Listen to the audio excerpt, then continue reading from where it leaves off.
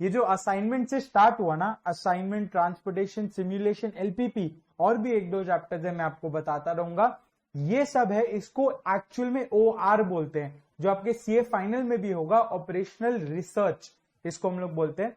ये बहुत मेथोडिकल चीजें हैं जिनको स्टेप्स वाइज फॉलो करना होता है, इसलिए हमने इनमें स्टेप्स वाइज डिस्कशन किया है कि पहला स्टेप ये करना है, सेकेंड स्टेप इस तरह से, उस तरह से ये चैप्टर्स चलते हैं। तो इनमें ट्विस्ट एंड टर्न्स बहुत कम होते हैं, सोचने का काम बहुत कम होता है, इसीलिए ये सब चैप्टर्स बहुत इजी हो जाते हैं हम लोग के लिए। तो ये जो एलपीपी है, ये एक और बहुत सिंपल सा चैप्टर है, and the best part is हमारा जो ओएम वाला सिलेबस है, इसमें एलपीपी पूरा है भी नहीं, बहुत ही एक इंट्रोडक्टरी टॉपिक है बेसिकली। ऐसे इन जनरल अगर हम लोग देखें तो एलपीपी बहुत बड़ा चैप्टर है, but the good news is आपके सिलेबस में जो हमारा ओएम वाला सिलेबस है पूरा, इसमें एलपीपी बहुत छोटा है, ज्यादा बड़ा बिल्कुल भी नहीं है, एकदम इंट्रोडक्शन पार्ट है उसमें। क्लियर? तो हम लोग इसमें देखते हैं क्या होता है। अब चलो इससे आगे चलते हैं इसमें। तो आपकी जो दुनिया है, एक स्टूडेंट की दुनिया, जब मैं भी सीए वगैरह कर रहा था, तो जब मैं भी एक स्टूडेंट था, आप भी अभी जैसे स्टूडेंट हो, तो एक स्टूडेंट के लिए जो उसकी दुनिया है वो tuition, exam, revision, constant revision, lectures, mock test, इसी में पूरा दिन शुरू होता है, दिन खत्म हो जाता है, और एग्जाम आता है, नया नया एग्जाम आता है, कभी फाउंडेशन, फिर इंटर, फाइनल, इसी में लगा रहता है स्टूडेंट। एक स्टूडेंट, उसका जो दुनिया है वो यही है, राइट?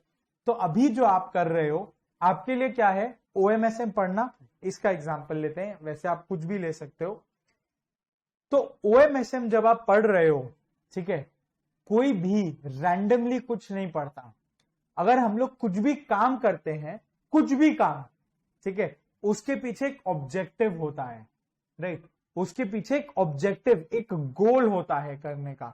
जैसे आप लोग जब क्लास कर रहे हो, आपका गोल है ओएमएसएम में अच्छा मार्क्स स्कोर करने का। अगर आपको बहुत एवरेज या बहुत बिलो एवरेज मार्क्स स्कोर करना होता, तो शायद आप खुद पेजेस घुमा लेते, थोड़ा बहुत समझ लेते और एग्जाम दे देते, करेक्ट? जब कोई क्लास लेता है प्रॉपर, कोई लेक्चर्स का पूरा सीरीज लेता है, प्रॉपरली वो कोर्स करता है, उसके बाद टेस्ट देता है, रिवीजन करता रहता है साथ में, तो तब उसका गोल क्या है? उसका गोल है वो सब्जेक्ट में टॉप नॉच मार्क्स स्कोर करना, बहुत अच्छे मार्क्स स्कोर करना, राइट? इसी तरह से हम लोग जो भी कुछ करते हैं उसमें उसका गोल रहता है। हर एक जन का कुछ भी करने के पीछे गोल रहता है, करेक्ट? कोई भी बिना गोल के कोई काम नहीं करता, ये तो बहुत क्लियर बात है। आप कुछ भी काम करोगे उसके पीछे आपका एक गोल रहेगा। तो इसमें क्या है, एक एग्जांपल देखते हैं। जैसे मान लो आपका गोल है मैक्सिमम मार्क्स इन ओएमएसएम, राइट? ये है आपका गोल, दिस इज योर गोल, या इसको अगर हम लोग बोले तो this is your objective, correct? अब ये ऑब्जेक्टिव पूरा करने के लिए, ये ऑब्जेक्टिव अचीव करने के लिए आप लोग क्या कर रहे हो? आप लोग पहले क्लासेस लिया, या खुद भी अगर पढ़ रहे हो तो बहुत बढ़िया बात है, बुक्स में कॉन्सेप्चुअल क्लैरिटी खोजना होता है। सो आप लोग पहला ये कर रहे हो, कॉन्सेप्चुअल क्लैरिटी लिया आपने, उसके बाद क्या किया? उसके बाद क्वेश्चन सॉल्व किए, प्रैक्टिस किया। सिर्फ कॉन्सेप्ट समझने से तो नहीं होता। जैसे हम क्या करते हैं, शुरू में कॉन्सेप्ट समझा, उसके बाद सम्स पे सम्स। क्यों? ताकि वो कॉन्सेप्ट एकदम दिमाग में बैठ जाए, इनबिल्ट हो जाए, कोई गड़बड़ हो नहीं। गड़बड़ फिर भी हो सकता है, पर chance of making a mistake बहुत ज्यादा गिर जाता है। इसीलिए हम क्वेश्चन सॉल्व करते हैं, दुनिया भर का क्वेश्चन सॉल्व करते हैं। अब क्वेश्चन सॉल्व हो गया, वहां बात खत्म नहीं हो जाता। एक बार आपने क्लास कर लिया, एक बार क्वेश्चन सॉल्व कर लिया, वहां आपका काम खत्म हुआ? ना ना ना, वहां काम कैसे खत्म हुआ? उसके बाद आपको रिवीजन करना है। एग्जाम आ रहा है मान लो जून में या नवंबर में, जब जिसका एग्जाम होगा उसके 2 महीना पहले से आपको रिवीजन करना है, किसी को 1 महीना पहले से रिवीजन करना है। जब जैसा जिसका स्टेट ऑफ प्रेपरेशन, उस हिसाब से उसको रिवीजन भी करना होगा। एक बार पढ़ा, क्लास किया, क्वेश्चंस किया और एग्जाम में बैठ गए, ऐसा तो होगा नहीं, राइट? तो रिवीजन करना है, ये एक और टास्क। फिर आपको लगता है रिवीजन हो गया, अब तो बैठ ही सकते हैं, यहां पे भी बात ये है, यहां पे भी चीज खत्म नहीं होती।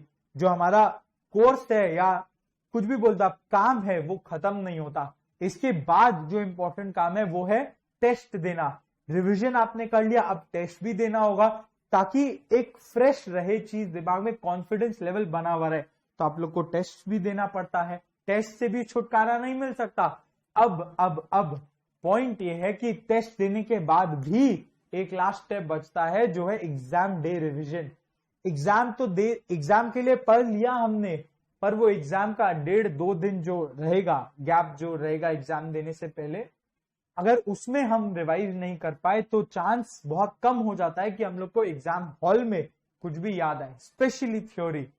तो एग्जाम डे रिवीजन भी एक और काम करना पड़ता है, राइट? एग्जाम डे रिवीजन भी करना पड़ेगा। तो ये सब जो चीजें हैं ये आपको करना पड़ता है, किस लिए? टू अचीव योर ऑब्जेक्टिव, जो क्या है? मैक्सिमम मार्क्स इन OMSM। अब आपके मन में बहुत देर से क्वेश्चन आ रहा होगा कि भैया ये सब क्यों बता रहे हैं, ये सब तो हम लोग को पता है, पर इतना सा चीज समझना है कि LPP जिसको हम बोलते हैं लीनियर प्रोग्रामिंग प्रॉब्लम, वो कुछ नहीं है, वो इसी के ऊपर बेस्ड है, उसका कॉन्सेप्ट यही है। एग्जाम्पल आप कोई भी ले सकते हो, अभी हम और भी एग्जाम्पल देंगे, पर जो कॉन्सेप्ट है वो एग्जैक्टली यही चीज है, नया कुछ भी नहीं है। तो अब क्या है, एक स्टूडेंट के लिए या आपके लिए ही अगर हम लोग बात करें, आपका गोल या ऑब्जेक्टिव क्या हुआ? OMSM में टॉप नॉच मार्क्स स्कोर करना, करेक्ट? या कोई भी सब्जेक्ट में, आर्ट सब्जेक्ट है, आर्टो सब्जेक्ट में आपको एकदम जितना ज्यादा पॉसिबल हो उतना ज्यादा मार्क्स स्कोर करना है। कोई ये तो नहीं बोलेगा हमको कम मार्क्स स्कोर करना है, right? So objective is marks जितना ज्यादा से ज्यादा हो सके स्कोर करना, करेक्ट? अब ये ऑब्जेक्टिव को पूरा करने के लिए आप बहुत सारा काम कर रहे हो, आप ये सारा काम कर रहे हो, राइट? एक एक करके ये, इसको पड़ाव बोल दो, सीढ़ी बोल दो, एक एक करके ये सीढ़ियां आप चढ़ रहे हैं, करेक्ट? पर एक और पर, ये जो आप काम कर रहे हैं इसमें एक हर्डल है। क्या हर्डल है?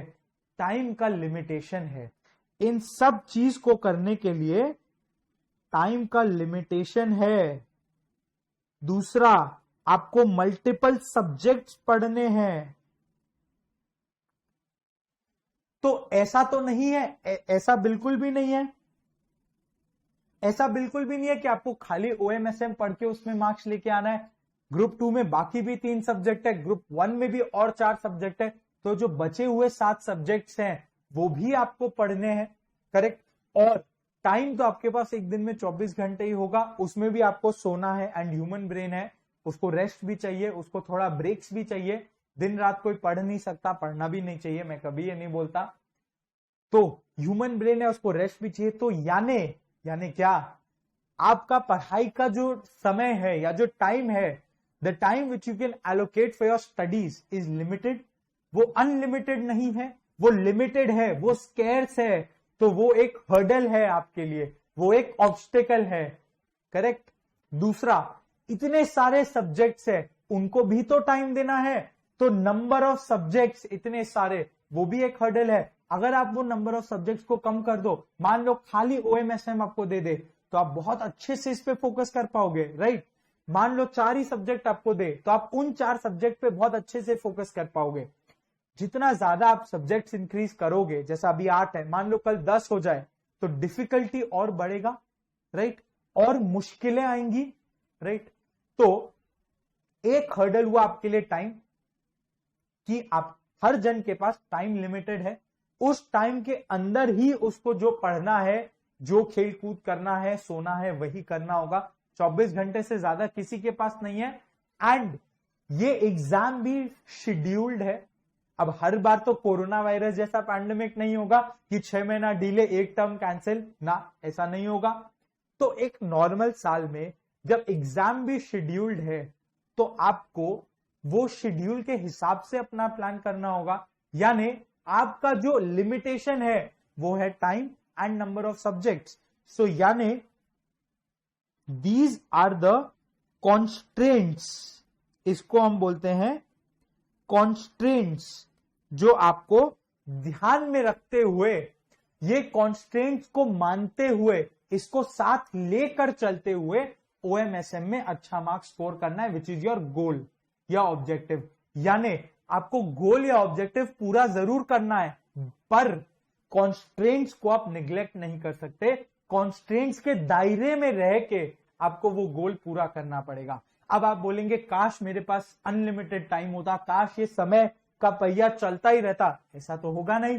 24 घंटे है, 6 महीना है या 1 साल है, जो भी बोल दो, तो उतना ही टाइम है, उसी टाइम में आपको मैनेज करके एग्जाम देना है।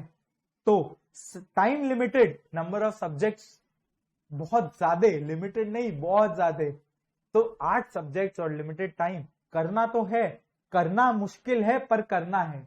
कॉन्स्टेंट हुआ और ऑब्जेक्टिव है, ये सब के बावजूद मार्क्स हम लोग को A1 लेके आना है। क्लियर? एलपीपी कुछ नहीं है, एलपीपी यही है। एलपीपी में क्या करना है, एक ऑब्जेक्टिव रहेगा जो हम लोग को अचीव करना है, पर वो ऑब्जेक्टिव को पूरा करने से रोकने के लिए कुछ कॉन्स्ट्रेंट्स, जिनको हम बोलते हैं प्रॉब्लम्स या हर्डल्स, वो रहेंगे। तो उनको आपको ध्यान में रखते हुए वो ऑब्जेक्टिव अचीव करना है। अगर अभी भी नहीं समझ आया, कोई टेंशन का बात नहीं है, अभी फिर से हम लोग एक एग्जांपल लेते हैं। देखो, अभी हमने देखा स्टूडेंट की दुनिया क्या थी। अब हम देखते हैं, अब पढ़ना है हम लोग को chapter company specific, company view point, operations management हम पढ़ रहे हैं, स्टूडेंट मैनेजमेंट नहीं।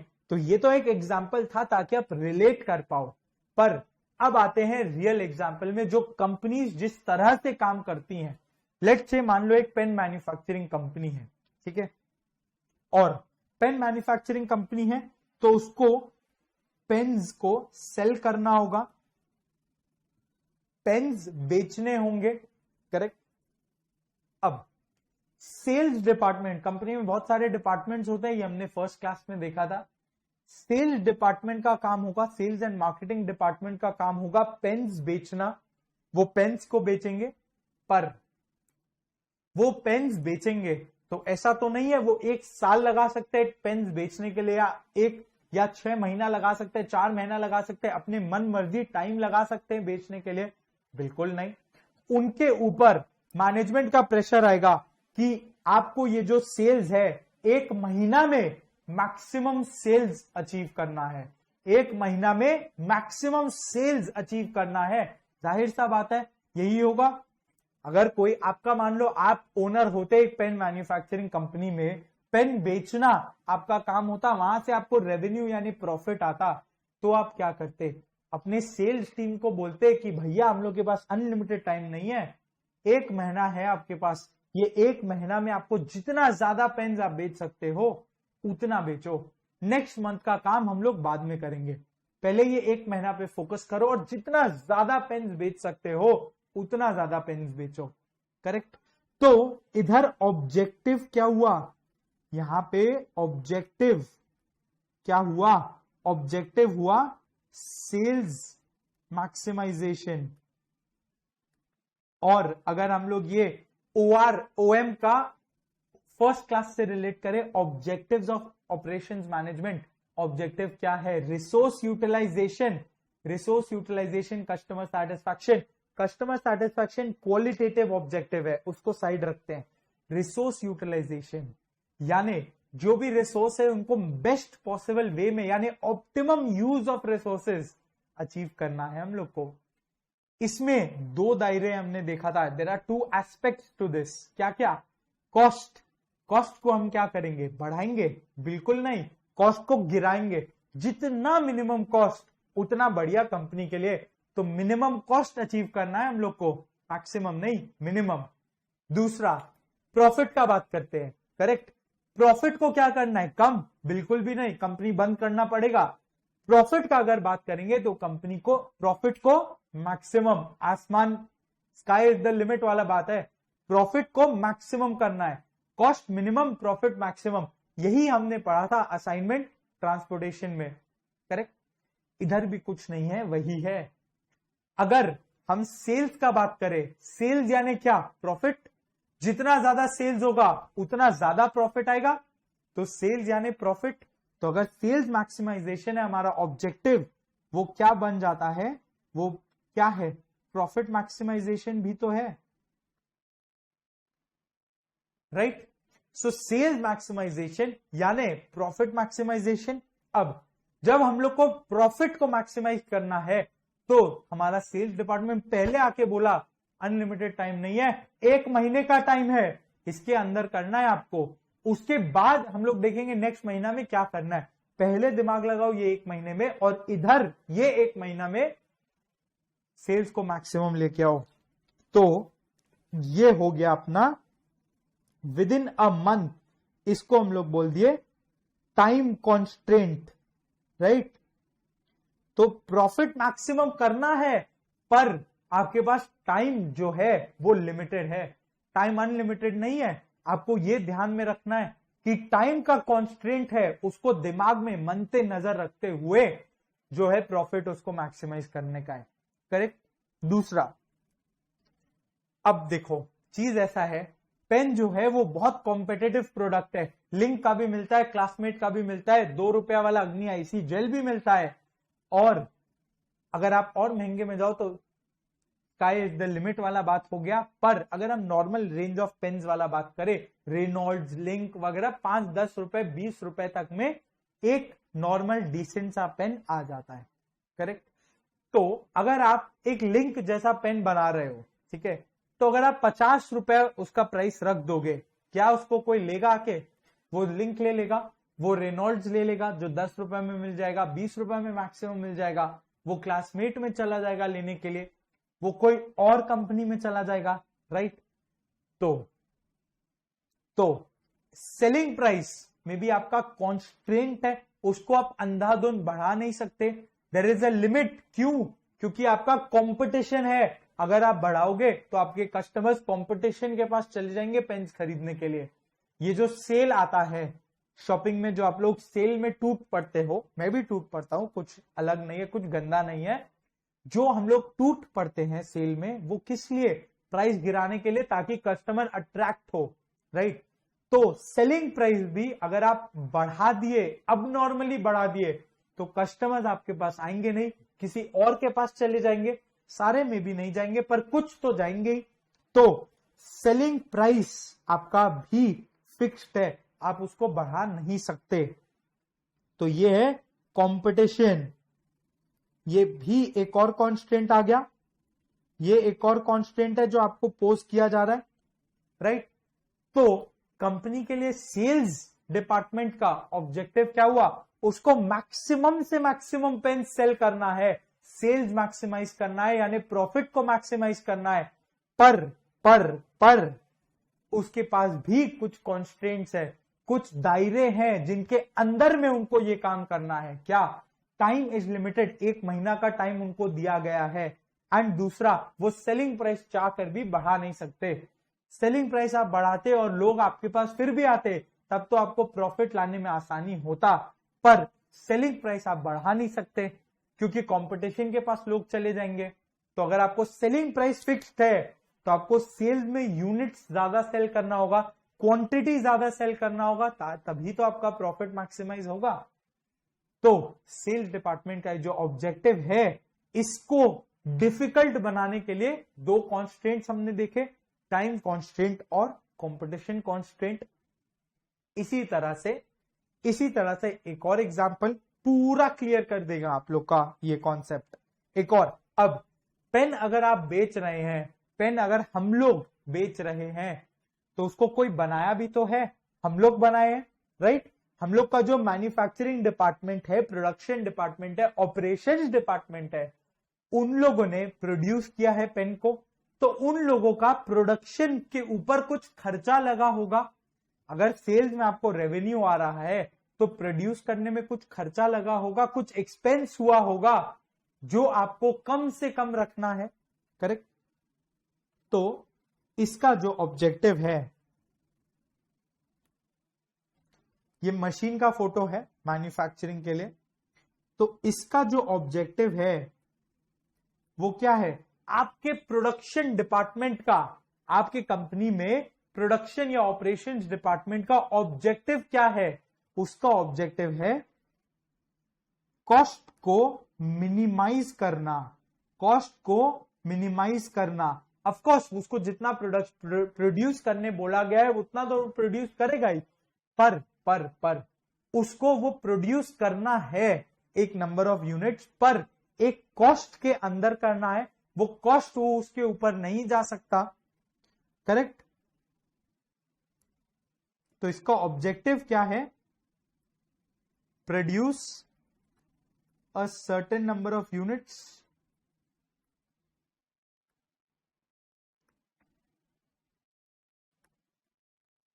with cost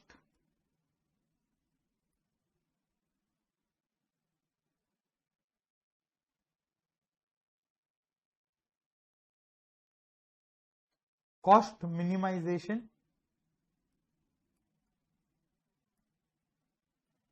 correct. अब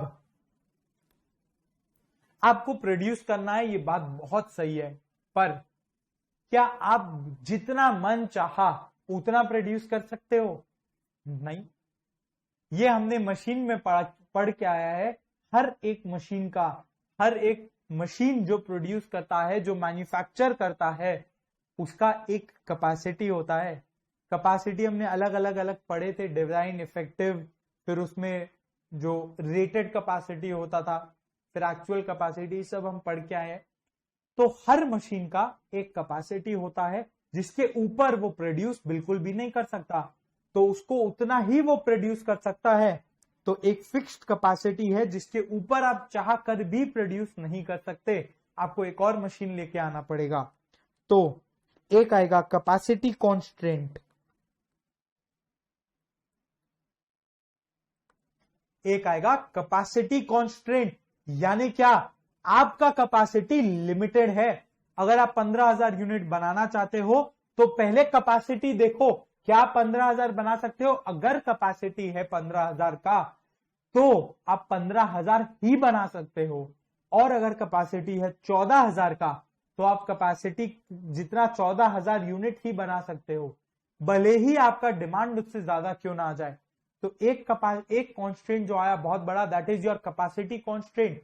दूसरा कॉन्स्टेंट जो आया, अब भैया चीज ऐसा है कि जब रेवेन्यू मैक्सिमाइज करना है, प्रॉफिट मैक्सिमाइज करना है हमारा ऑब्जेक्टिव, तो प्रोडक्शन टीम जो है वो मन चाहा खर्चा करे, ये चलेगा नहीं, ये बिल्कुल कतई ही नहीं चलेगा। तो प्रोडक्शन टीम को क्या करना पड़ेगा, प्रोडक्शन टीम को ये इंश्योर करना पड़ेगा कि वो जो कॉस्ट लग रहा है प्रोड्यूस करने में, कॉस्ट ऑफ मैन्युफैक्चरिंग जो है, आप कॉस्ट शीट वगैरह बनाते हो, कॉस्ट आपको पता है क्या क्या कॉस्ट लगता है, डायरेक्ट लेबर, डायरेक्ट एक्सपेंसेस, उसको प्राइम कॉस्ट बोलते हैं, फिर उसमें फैक्ट्री ओवरहेड्स आता है, वर्क्स कॉस्ट वगैरह सब आपको पता है। तो ये जो कॉस्ट है उसका काम है कॉस्ट कंट्रोल करना, कॉस्ट बचाना, जितना कम से कम कॉस्ट में वो बजट को फुल कर सकता है, वो प्रोडक्शन का जो यूनिट्स है विद इन द कैपेसिटी अगर वो मीट कर सकता है तो बहुत बढ़िया बात है। तो क्या है दूसरा उसके पास, एक है बजट कॉन्स्ट्रेंट। अगर सेलिंग टीम के पास ये राइट नहीं है कि वो प्राइस बढ़ा सके क्योंकि कंपटीशन ज्यादा है, तो प्रॉफिट बढ़ने का स्कोप कम है, खाली आप यूनिट्स बेच के ही बढ़ा सकते हो, तो साथ में और क्या करना पड़ेगा, हम लोग को कॉस्ट कम से कम करते जाना पड़ेगा, तभी तो जाके रेवेन्यू यूटिलाइजेशन ऑब्जेक्टिव पूरा होगा। तो प्रोड्यूस करने में दो मेन ऑब्जेक्ट कॉन्स्टेंट आया, क्या हमारा ऑब्जेक्टिव या गोल तो क्लियर है, प्रोड्यूस करना है, लेट से 14,000 यूनिट्स अगर कैपेसिटी है उतना प्रोड्यूस करना है 14,000 पर साथ में ये फोकस करना है कि कॉस्ट मिनिमम होना चाहिए। कॉन्स्ट्रेंट क्या है, एक 14,000 प्रोड्यूस करना है, पर क्या उतना कैपेसिटी है तो बहुत बढ़िया, वरना आप कर नहीं सकते, तो कैपेसिटी कॉन्स्ट्रेंट। और दूसरा क्या, 14,000 यूनिट आपको प्रोड्यूस करना है पर आप मन चाहा खर्चा उसके पीछे नहीं कर सकते, उसमें आपको लिमिट में रह के खर्चा करना होगा। सेलिंग प्राइस है 20 रुपया, आपने लगा दिया एक पेन को बनाने में 25 रुपया, ये तो चलेगा ही नहीं, लॉन्ग टर्म सोल्यूशन ही नहीं है। 6 महीने में आपको कंपनी बंद करना पड़ेगा, इन्वेस्टर्स आपको गाली देंगे, करेक्ट। तो अगर 20 रुपया सेलिंग प्राइस है तो आपको उसके बहुत नीचे रखना पड़ेगा ताकि आप फिक्स कॉस्ट रिकवर कर पाओ, प्रॉफिट ला पाओ, राइट। तो एक बजट कॉन्स्टेंट है, यानी कॉस्ट को कम करते हुए एक बजट दिया हुआ रहेगा आपको कि जितना पेन्स बनाना है, ये आपका प्रोडक्शन बजट है, लेट से ₹1,00,000 per month, example 1,00,000 per month, ये है आपका प्रोडक्शन बजट। इसके अंदर आपको जितना पेन्स बनाना है बनाओ, इसके अंदर बनना चाहिए 14,000 पेन्स। अगर उसके ऊपर गया कॉस्ट तो हम लोग को देखना पड़ेगा क्यों जा रहा है, करेक्ट। तो मंथली बजट बना और एक कैपेसिटी का कांस्टेंट है, ये दो लिमिटेशन है हमारे पास, ये दो कॉन्स्ट्रेंट्स है हमारे पास, जिसको मन में ध्यान रखते हुए या जिसको मन पे नजर रखते हुए हम लोग को ऑब्जेक्टिव पूरा करना है, which is minimising the cost. Production है तो कॉस्ट का बात आएगा, उसको मिनिमाइज करेंगे। तो जब कॉस्ट है तो मिनिमाइज करना है, जब प्रॉफिट है तो मैक्सिमाइज करना है। एलपीपी कुछ नहीं है, एलपीपी सिर्फ इतना सा ही चीज है, करेक्ट, सिर्फ और सिर्फ इतना सा चीज है, राइट।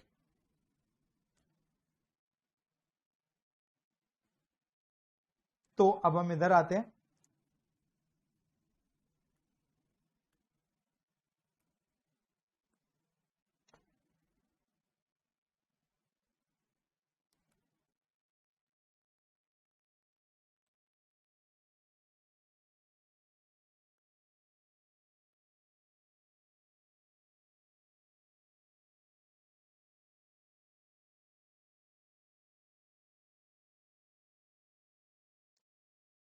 लीनियर प्रोग्रामिंग, एलपीपी जिसको हम बोलते हैं, लीनियर प्रोग्रामिंग प्रॉब्लम। इसमें क्या होता है, ये क्या है, इसको हम लोग बोलते हैं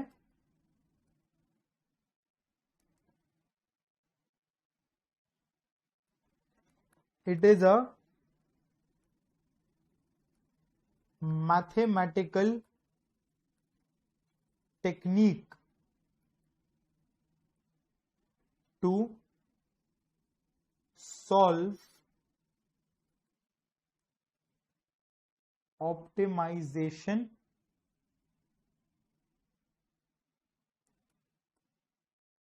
problems।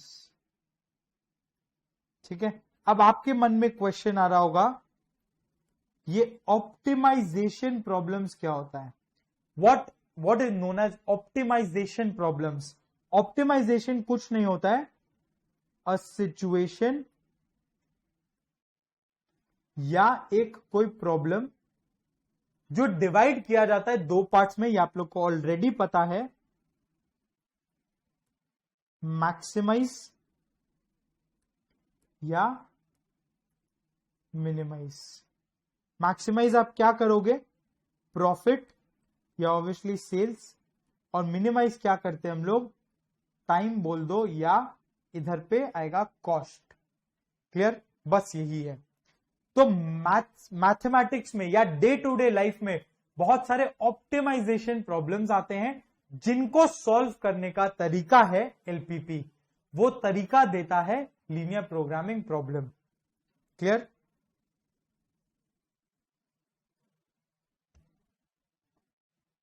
अब एलपीपी जो है,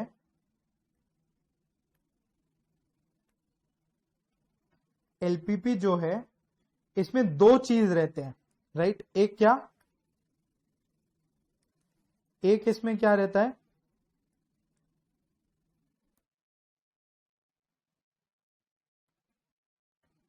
objective function,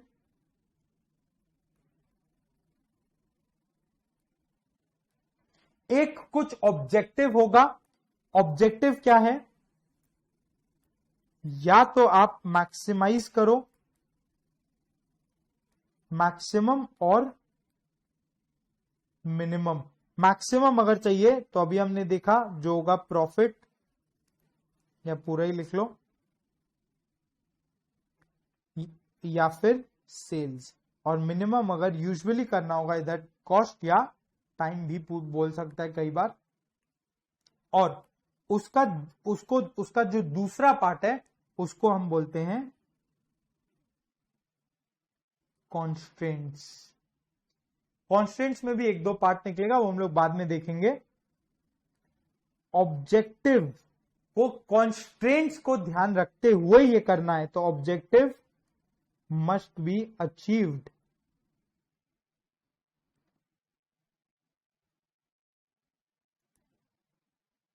in light of constraints.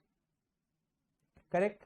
फिर से कुछ एक दो पेज छोड़ दो, या ठीक है हम लोग एग्जाम्पल करते हैं। नहीं, अभी एग्जाम्पल कंटिन्यू करो, कोई दिक्कत नहीं है।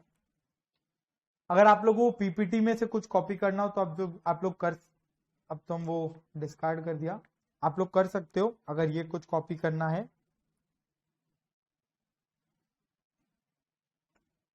फोटो खींच लो, बेटर रहेगा।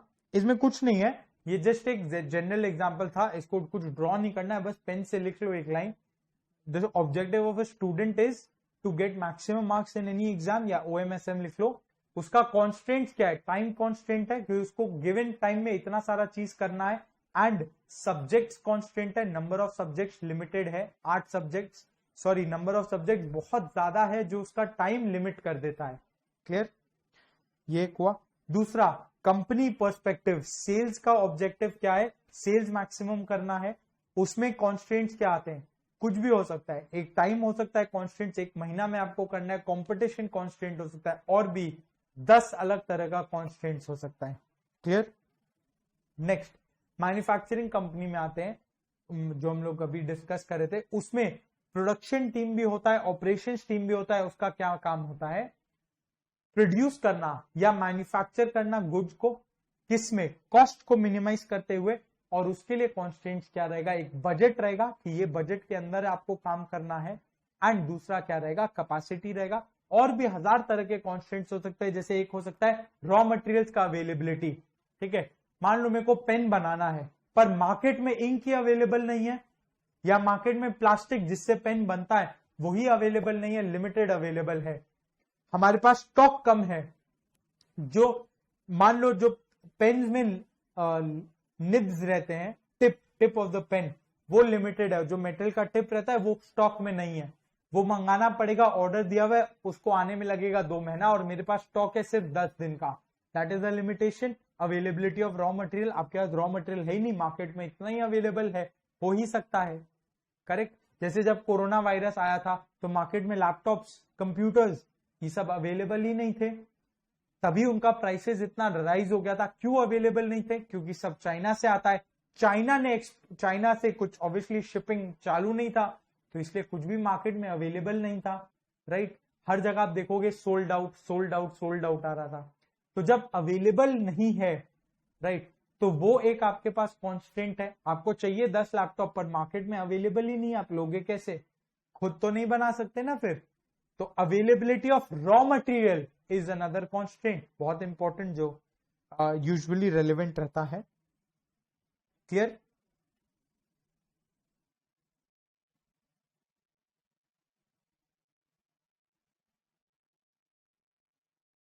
क्लियर है यहां तक? चलो अब हम आते हैं एक एग्जाम्पल में। ये रहा लीनियर प्रोग्रामिंग टेक्निक, वो हम देखेंगे बाद में। पहले एक एग्जाम्पल करते हैं। Question number 55। क्या बोला? Products PQR are being produced in a plant having profit margin 354। यानी इसमें क्या बोला? इसमें बोला P जो है प्रोडक्ट, उसका प्रॉफिट मार्जिन है ₹3 पर यूनिट। ठीक है, Q है उसका प्रॉफिट मार्जिन है ₹5 पर यूनिट, एंड R जो है उसका प्रॉफिट मार्जिन है ₹4 पर यूनिट। ठीक है, रॉ मटेरियल जिसमें लगता है A, B और C, तो A, B और C रॉ मटेरियल्स है जो P को बनाने में, Q को बनाने में, R को बनाने में लगता है। राइट? अब P के लिए 2 यूनिट ऑफ A लगता है एंड 3 यूनिट ऑफ B लगता है। करेक्ट? Q को बनाने के लिए 3 यूनिट A का, 2 यूनिट B का, 2 यूनिट C का लगता है, एंड R को बनाने के लिए 4 यूनिट B का, 5 यूनिट C का लगेगा। करेक्ट? तो तो इसमें क्या बोला, ये जो ए बी सी है, जो रॉ मटेरियल्स है, ये सब स्केर्स सप्लाई में है, यानी लिमिटेड सप्लाई। स्केर्स माने लिमिटेड, बहुत ही लिमिटेड सप्लाई में है। इनका मार्केट में अवेलेबिलिटी बहुत ज्यादा नहीं है, ये बहुत कम क्वांटिटीज में अवेलेबल है, बहुत स्केर्स क्वांटिटीज में अवेलेबल है, यानी इनका जो सप्लाई है वो बहुत लिमिटेड है।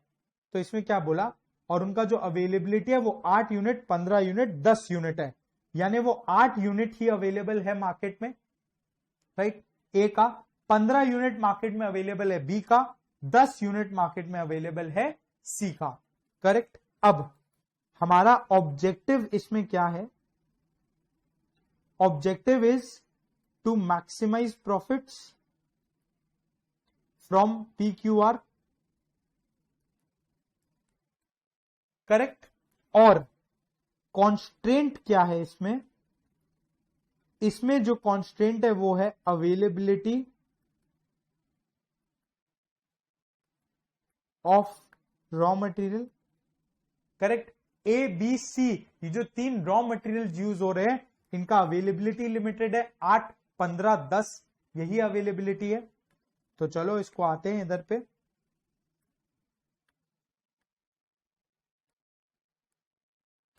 Question number 55। तो 55 क्या बोला, हम लोग को PQR प्रोडक्ट्स बनाना है, करेक्ट। अब उसमें दिया हुआ था profit margin,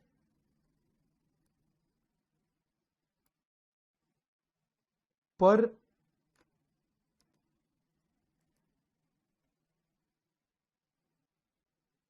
profit margin per unit कितना था, 354, राइट।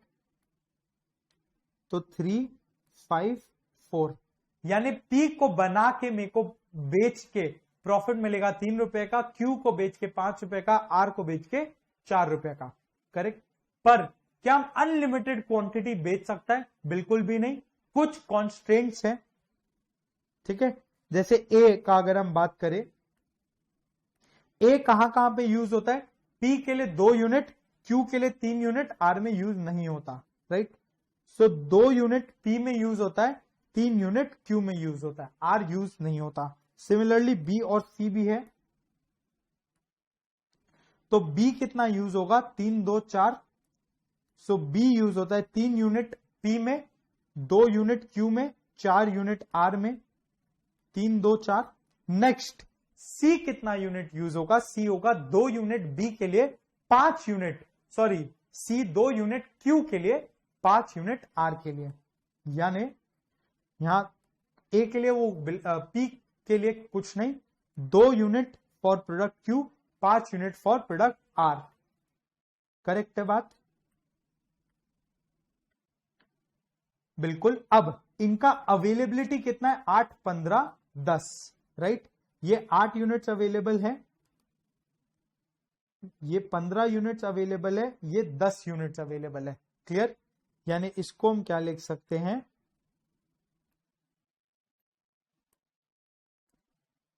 अवेलेबिलिटी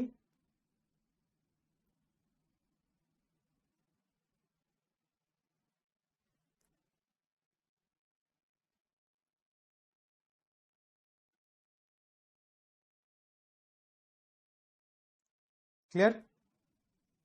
तो अब देखो, अब ऑब्जेक्टिव क्या दिया था, ऑब्जेक्टिव क्या दिया था, क्वेश्चन में हम लोग पढ़ते हैं, वैसे तो मालूम ही है क्या है ऑब्जेक्टिव, पर क्या था, मैक्सिमाइजेशन ऑफ प्रॉफिट मार्जिन, ठीक है। मैक्सिमाइजेशन ऑफ प्रॉफिट मार्जिन है हमारा ऑब्जेक्टिव, करेक्ट। तो ऑब्जेक्टिव क्या है, मैक्सिमाइजेशन ऑफ प्रॉफिट मार्जिन। अब देखो, अब चीज क्या है ना, प्रॉफिट मार्जिन हम लोग को पता है 1 यूनिट के लिए 3, 5, 4, तो हम लोग क्या लिखे, ये लिखे मैक्सिमाइजिंग ₹5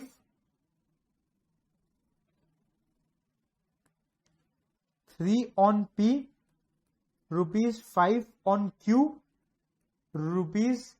₹4 on R। क्या ऐसे लिखे, या एक और तरीका करते हैं, मैक्सिमाइज करने बोला है ना, राइट। तो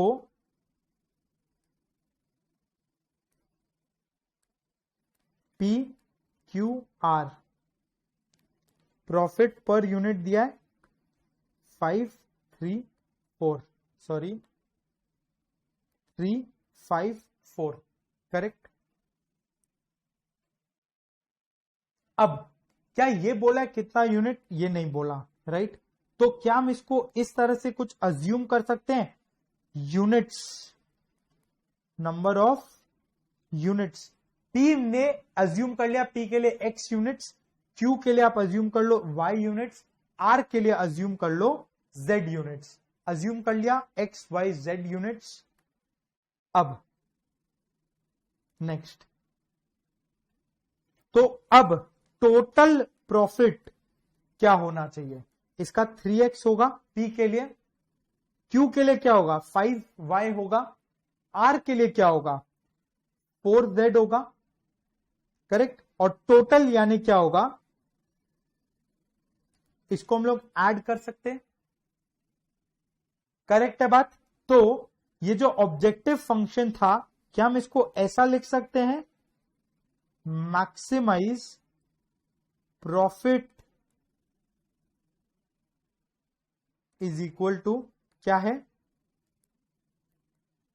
3x plus 5y plus 4z।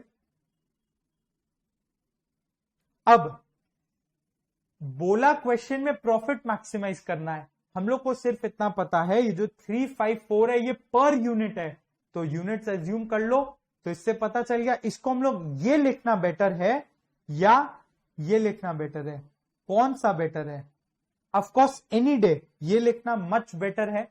ये हम लोग एक इक्वेशन फॉर्म में मैथमेटिकली लिख दिया हमने। अब कुछ कॉन्स्ट्रेंट्स हैं ऑफ कोर्स, तो वो कॉन्स्ट्रेंट्स क्या है,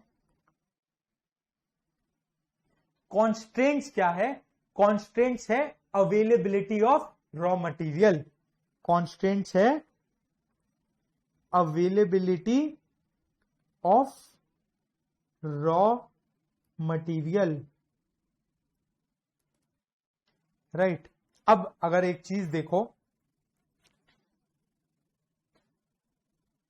P Q R, ठीक है, हमने X Y Z units assume किया हुआ है, और A के लिए एक यूनिट में कितना लगता है ये हम लोग को पता है, एक यूनिट ऑफ P के लिए 2, Q यूनिट ऑफ P के लिए 3, करेक्ट। तो अब जब P में X यूनिट्स बनेंगे तो A का कितना क्वांटिटी लगेगा X यूनिट्स ऑफ P को बनाने के लिए, वो लगेगा 2x। अगर एक यूनिट में 2 यूनिट लगता है A का, तो X यूनिट्स में कितना लगेगा 2x ऑफ A लगेगा। Q के लिए कितना लगेगा, Q के लिए 3 ऑफ Y लगेगा, करेक्ट। Z में कुछ लगेगा नहीं, अवेलेबिलिटी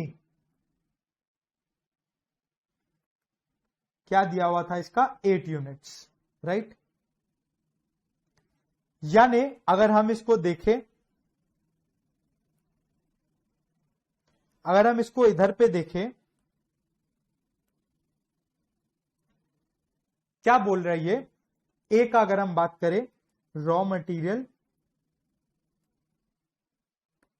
ए, तो इसमें क्या बोला, रॉ मटेरियल ए हम लोग को लगेगा कितना 2x प्लस 3y। एक यूनिट ऑफ P को बनाने के लिए 2 यूनिट लग रहा है, तो 2x लगेगा X यूनिट्स ऑफ P को बनाने के लिए। एक यूनिट ऑफ Q को बनाने के लिए लग रहा है 3 यूनिट A का, तो Y यूनिट बनाने में कितना लगेगा 3 ऑफ Y, करेक्ट। सो ये लगा टोटल रॉ मटेरियल A जो लगेगा X यूनिट P का बनाने के लिए, Y यूनिट Q का बनाने के लिए, एंड Z यूनिट R का बनाने के लिए, क्योंकि R में A नहीं लगता। पर इसका अवेलेबिलिटी कितना है 8 यूनिट, 8 से ऊपर ये है ही नहीं मार्केट में। यानी क्या, हम लोग ये 2 2x प्लस 3y को मिला के भी चाह के भी 8 के ऊपर नहीं लेके जा सकते, तो ये हो जाएगा less than equal to 8। Correct है, less than equal to 8। Next आओ बी। अब प्रोडक्ट रॉ मटेरियल बी क्या बोला, उसको 1 यूनिट का पी के लिए 3 यूनिट अगर लग रहा है, 2 और 4 लग रहा है, तो x यूनिट का p के लिए क्या लगेगा 3x, y unit of q के लिए क्या लगेगा 2y, और 4 unit z units of r के लिए कितना लगेगा 4 4z। अगर 1 यूनिट के लिए 4 लगता है तो z के लिए 4 यूनिट लगेगा 3 2 4। करेक्ट। और इसका टोटल अवेलेबिलिटी कितना है 15 यूनिट है, राइट। तो इसमें क्या बोला, अगर हम देखें रॉ मटेरियल बी क्या बोला 3x plus 2y plus 4z less than equal to 15। Clear. Next, अगर सी का हम लोग बात करें, वो प्रोडक्ट पी में लगेगा ही नहीं, क्योंकि सिर्फ क्यू और आर में लग रहा है कितना कितना 5, 2 यूनिट क्यू में लग रहा है और 5 यूनिट आर में लग रहा है।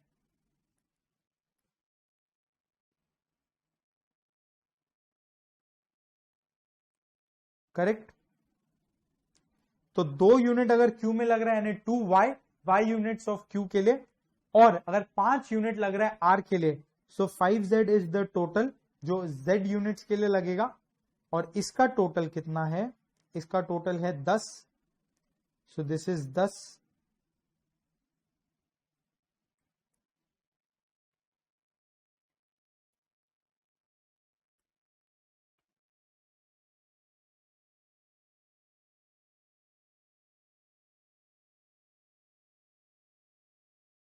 ठीक है, तो ये हुआ 2y plus 5z is less than equal to 10। Correct. 2y plus 5z ये हम लोग का रिक्वायरमेंट, इतना यूनिट तो लगेगा, वो अवेलेबिलिटी से कम ही होना होगा। करेक्ट। एकदम क्लियर है बात।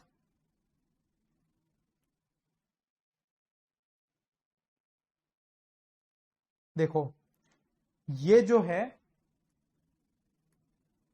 ये वाला पार्ट, ये सब है रिक्वायरमेंट,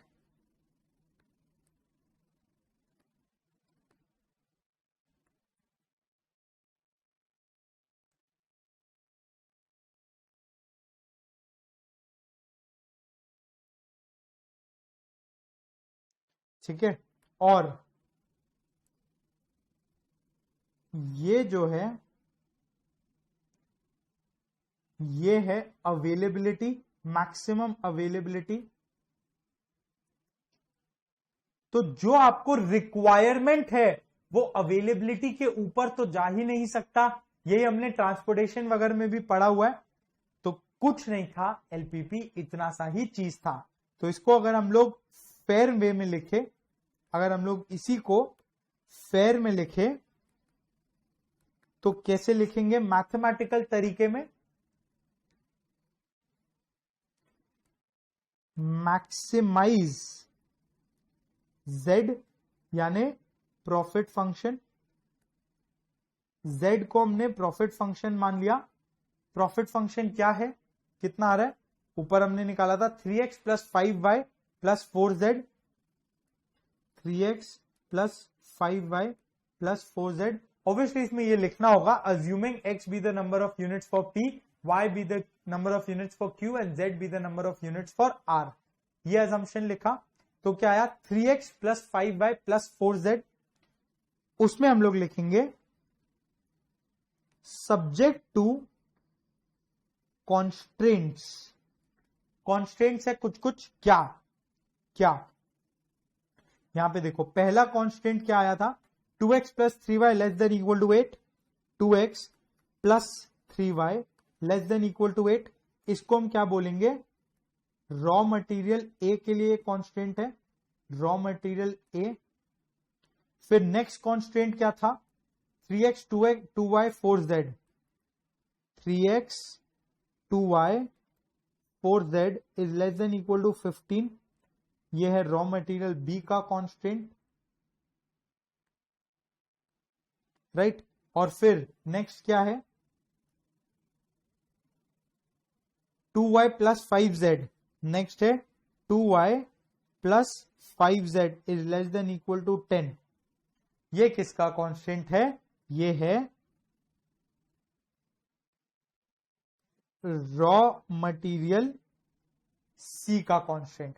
अब एक सिंपल सा चीज बताना, क्या ये जो x y z number of units है, x y z जो नंबर ऑफ यूनिट्स है, क्या ये नेगेटिव हो सकते हैं? ये नेगेटिव नहीं हो सकते।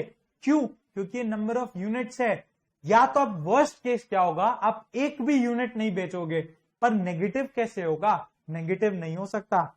सो देयरफॉर एक और आता है जिसको हम बोलते हैं X Y Z greater than equal to 0, जिसको हम बोलते हैं नॉन नेगेटिव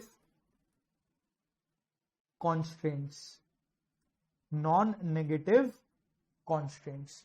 तो इसमें यही था एलपीपी, बस इतना सा सॉल्यूशन। और ये हमारे स्टडी मटेरियल का पार्ट है। इसमें क्वेश्चन आएगा 4 मार्क का, इतना सा, सोचो ऐसा मार्क्स है। तो इसमें क्या था, कुछ भी नहीं। ये जो एक प्रॉब्लम था, ये वर्ड प्रॉब्लम था, इसको हम लोग मैथमेटिकली फॉर्म्युलेट कर दिया प्रॉब्लम को हमने, राइट। ये जो हमने किया इसको बोलते हैं फॉर्म्युलेशन ऑफ एलपीपी, यानी formulation of linear programming problem. इसका सोल्यूशन भी होता है। एक्स वाई जेड आपने अज्यूम तो कर लिया, उसको कैलकुलेट भी तो करना पड़ेगा, राइट। एक्स वाई जेड को कैलकुलेट भी तो करना है। तो ये एक्स वाई जेड को कैलकुलेट करना हमारे सिलेबस का पार्ट नहीं है। ये आपके सीए फाइनल में हम लोग, सीएमए फाइनल में हम लोग पढ़ेंगे आगे जाके। तो अभी आपको फोकस करना है सिर्फ फॉर्म्युलेशन पे। तो सीएमए इंटरमीडिएट ओएमएसएम में सिर्फ सिलेबस क्या है, एलपीपी को फॉर्म्युलेट कैसे करते हैं वो देखते हैं, वो देखना। इसका नेक्स्ट पार्ट होता है solution. Solution is CA final, CMA final, correct. तो अभी के लिए सिर्फ फॉर्म्युलेशन। और फॉर्म्युलेशन क्या होता है, कुछ नहीं होता, सिंपल जो हमने वर्ड प्रॉब्लम देखा उसको मैथमेटिकली कन्वर्ट करना। जैसे अब इसको वापस देखते हैं। Products P Q R have profit margin 3, 5, 4 per unit respectively. Question में पूछा मैक्सिमाइजेशन ऑफ प्रॉफिट मार्जिन, यानी अगर आप एक्स वाई जेड अज्यूम करो, जैसा हमने किया, क्या इधर पे एक्स वाई जेड अज्यूम किया, सो 3x 5y प्लस 4z, ये होगा मैक्सिमाइजेशन प्रॉफिट फंक्शन। इसको मैक्सिमाइज करना है, जो हमने इधर लिखा मैक्सिमाइज z यानी profit function 3x 5y 4z। फिर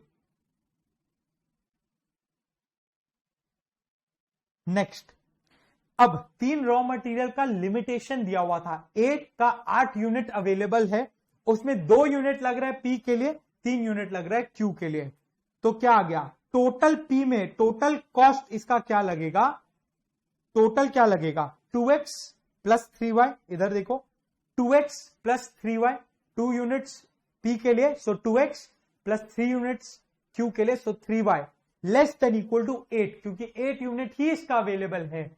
तो हमने क्या किया, ये जो एक कांस्टेंट था कुछ नहीं किया, बस इसको लेके एक कांस्टेंट बना दिया, उसको मैथमेटिकली लिख दिया इस तरह से 2x plus 3y is less than equal to 8।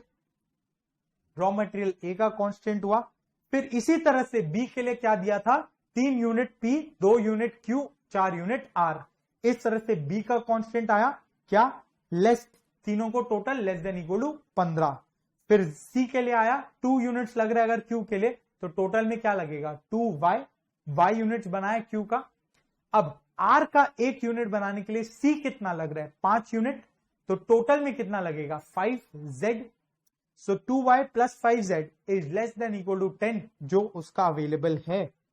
तो ये आया एक और रॉ मटेरियल C का कांस्टेंट, और ये तो B का जो हमने देखा वो था ही। अब नॉन नेगेटिविटी कांस्टेंट आता है हर जगह, ये स्टैंडर्ड रूल है फॉर एलपीपी, ये बताने के लिए कि ये 0 के नीचे XYZ नहीं होगा, नीचे नहीं हो सकता, यानी 0 से कम नहीं हो सकता। करेक्ट। अगर आप ग्राफ में जब हम लोग CMA फाइनल में डिस्कस करेंगे तो इसमें ये तब ये देखेंगे कि ये नेगेटिव नहीं हो पाएगा, ये positive side of the graph में ही लाई करेगा। सोल्यूशन में हम ये देखेंगे। तो अभी के लिए इतना क्लियर है आई होप। तो चलो इसको फटाफट से इसको कॉपी करो, आ जाओ। अगर आपको ये कॉपी करना है तो पहले ये कर लो। चलो जल्दी जल्दी एकदम आओ।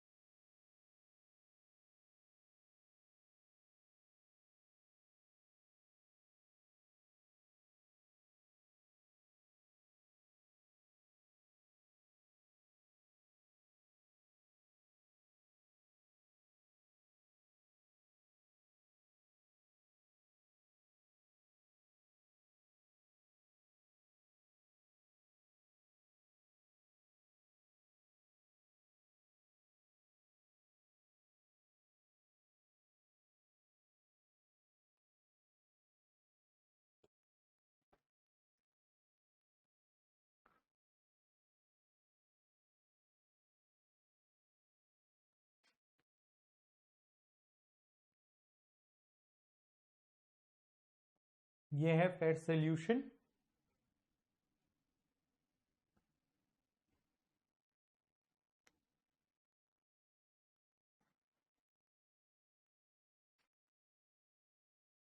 क्लियर है यहां तक? चलो अब हम लोग एक और क्वेश्चन करते हैं, जो है क्वेश्चन नंबर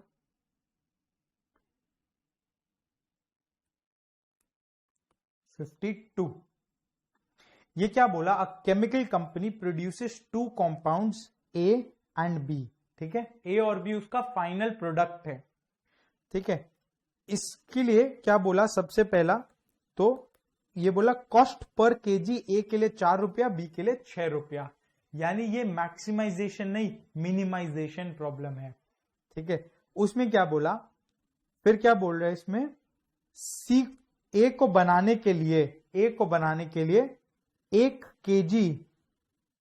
केजी C का लगता है और 3 केजी D का लगता है। एंड B को बनाने के लिए 2 केजी C का लगता है, 1 केजी D का लगता है। ठीक है, और C और D का मिनिमम रिक्वायरमेंट दिया है एंड नॉट मैक्सिमम रिक्वायरमेंट। उसका मिनिमम रिक्वायरमेंट दिया, यानी क्या? प्रॉब्ली कुछ ऐसा होगा कि सप्लायर बोलता है कि इससे कम आप ले नहीं सकते, इतना तो आपको लेना ही पड़ेगा। इस तरह का कुछ रिक्वायरमेंट होगा, कोई कंडीशन होगा जिसके कारण मिनिमम रिक्वायरमेंट वाला सिचुएशन आ गया। तो ये प्रॉब्लम मैक्सिमाइजेशन नहीं, मिनिमाइजेशन का है। अगर आप लोग ट्राई करना चाहो, सिमिलर है to last problem, exactly same of course नहीं है। ट्राई करना चाहो तो जरूर करो, वरना हम लोग भी अभी संग में कर सकते हैं। 2 मिनट एक बार वीडियो पॉज करके ट्राई करो, प्लीज ट्राई करो, मजा आएगा। इसमें ज्यादा कुछ नहीं है, अटकोगे फिर सीखोगे तो जल्दी सीखोगे। तो यहाँ पे एक बार वीडियो पॉज करके खुद से ट्राई करो। हम लोग भी अब आगे चलते हैं, ठीक है। तो ये है क्वेश्चन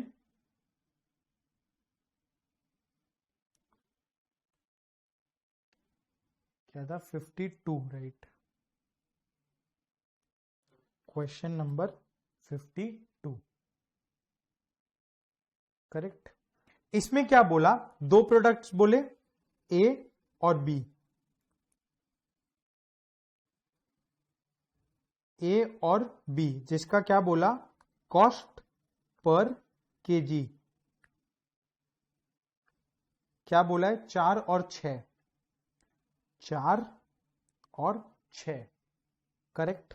एंड फिर अब रॉ मटेरियल्स का बात किया, तो सी के लिए और डी दो रॉ मटेरियल्स है। एक यूनिट ऑफ ए में कितना सी लगता है, 1 और 3 डी लगता है, तो 1 kg of C and 3 kgs D का लगा, करेक्ट। बी के लिए 2 और 1, बी में 2 किलो सी का and 1 kg of D, correct. ये है हम लोग के पास जो अवेलेबल है। ए और बी का डेटा, कॉस्ट दे दिया हम लोग ने, लिख लिया, और रॉ मटेरियल्स लिख लिया। अब अवेलेबिलिटी या मिनिमम रिक्वायरमेंट दिया 80 और 75, तो इधर हम लोग लिख लेंगे मिनिमम रिक्वायरमेंट जो दिया है वो कितना, 80 और 75। अब एक चीज समझो ध्यान से, सॉल्यूशन ना यही आपके सामने है, राइट।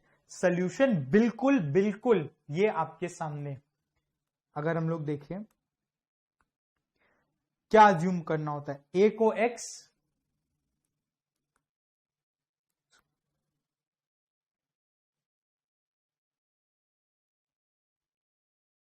क्या अज्यूम करना होता है, ए को x, बी को y, या आप x1 x2 कुछ भी अज्यूम कर लो, अजम्पशन है। तो अगर a को x b को y अज्यूम करना पड़ा, राइट, तो पहला ऑब्जेक्टिव फंक्शन ये रहा, पहला जो हमने इधर लिखा है, this is the objective function, बस इसको मल्टीप्लाई कर दो, इसको मल्टीप्लाई कर दो, ये रहा ऑब्जेक्टिव फंक्शन, राइट। और कॉन्स्टेंट्स भी इधर ही है, इसके नीचे ये रहा, एक सी का कॉन्स्टेंट्स आएगा। कॉन्स्टेंट्स ना हमेशा ये है,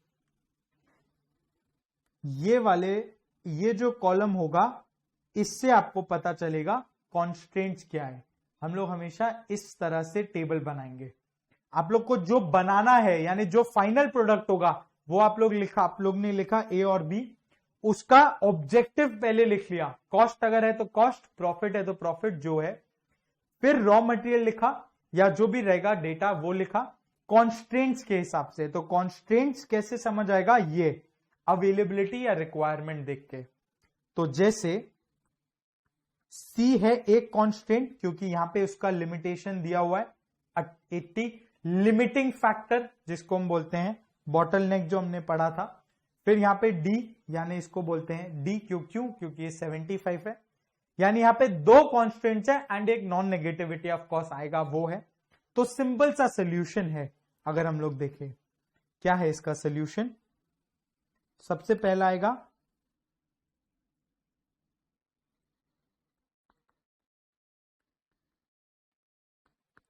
ऑब्जेक्टिव फंक्शन। ऑब्जेक्टिव फंक्शन क्या है,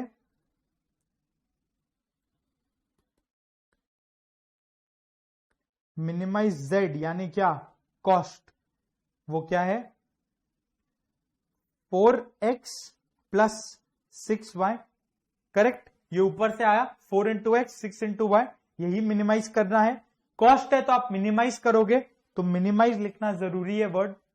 फिर सब्जेक्ट टू कॉन्स्ट्रेंट्स, क्या क्या कॉन्स्ट्रेंट्स है, सब्जेक्ट टू कॉन्स्ट्रेंट्स मतलब क्या, ये ऑब्जेक्टिव है, इसको पूरा करने के लिए ये कॉन्स्ट्रेंट्स होंगे।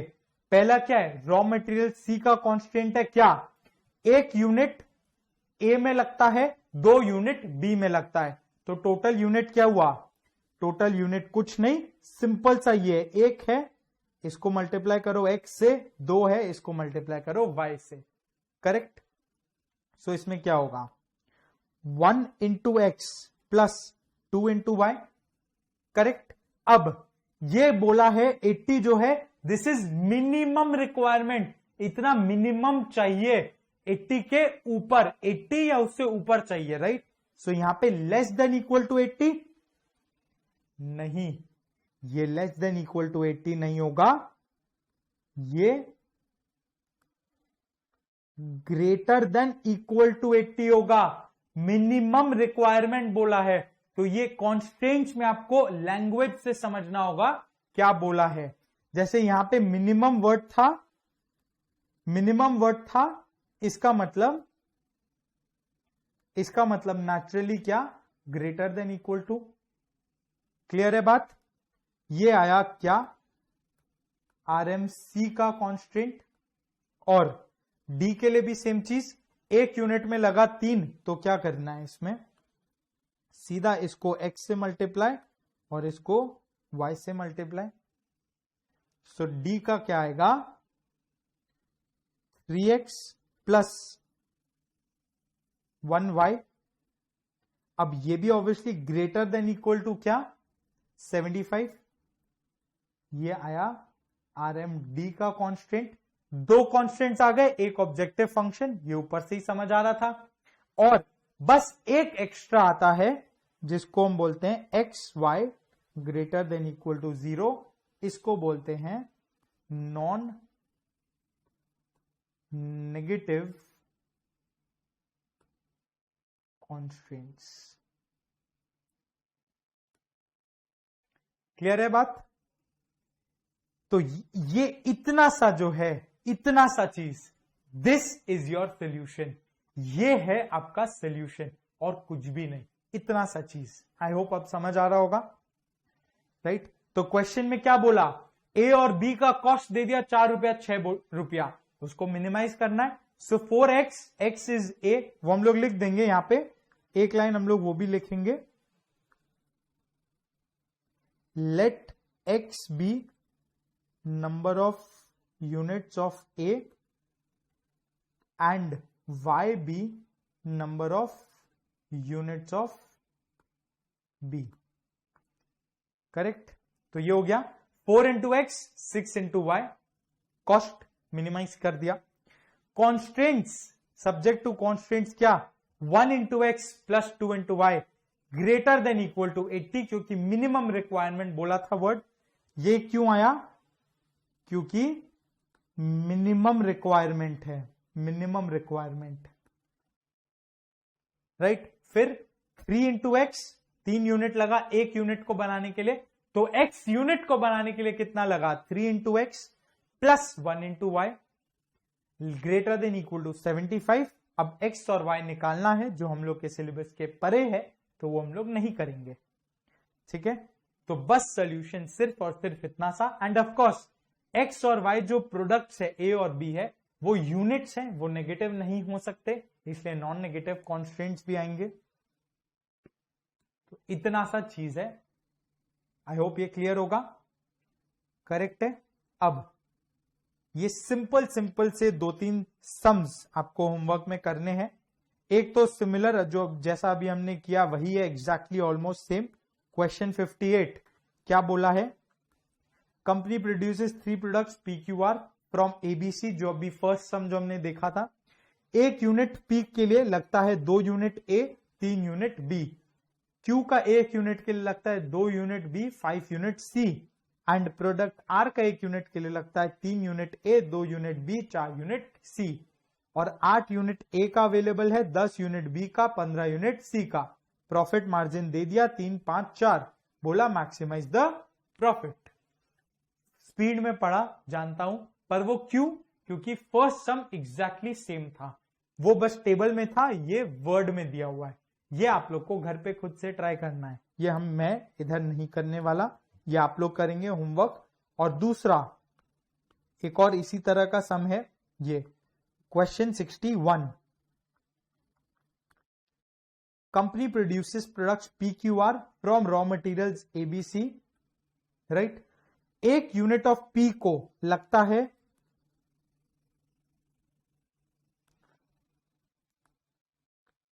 ठीक है। 1 यूनिट ऑफ P को लगता है 2 unit A, 3 unit B। Q का 1 यूनिट को लगता है 2 यूनिट B, 5 यूनिट C। और R का 1 यूनिट को लगता है 3 unit A, 2 unit B, 4 unit C। और कंपनी के पास वही सेम इंफॉर्मेशन 8, 10 और 15 अवेलेबल है। PQR का प्रॉफिट मार्जिन दे दिया, formulate the problem mathematically. Dual वाला जो है ये अभी के लिए आप छोड़ दो, बाद में हम लोग देखेंगे। तो 61 पार्ट ए आपको करना है एंड 58 करना है। ये 2 होमवर्क है, आपको जरूर करना है। इसमें हम लोग नहीं डिस्कस करेंगे, आंसर आपके सामने रख दिया जाएगा। क्यों? क्योंकि ये सेम सम हमने आज डिस्कस किया है, इसलिए आप लोग को करना भी जरूरी है। सो 58 एंड क्वेश्चन 61 पार्ट ए, ये आपको करना है पक्का से। तो आज के लिए इतना ही, टाटा बाय बाय।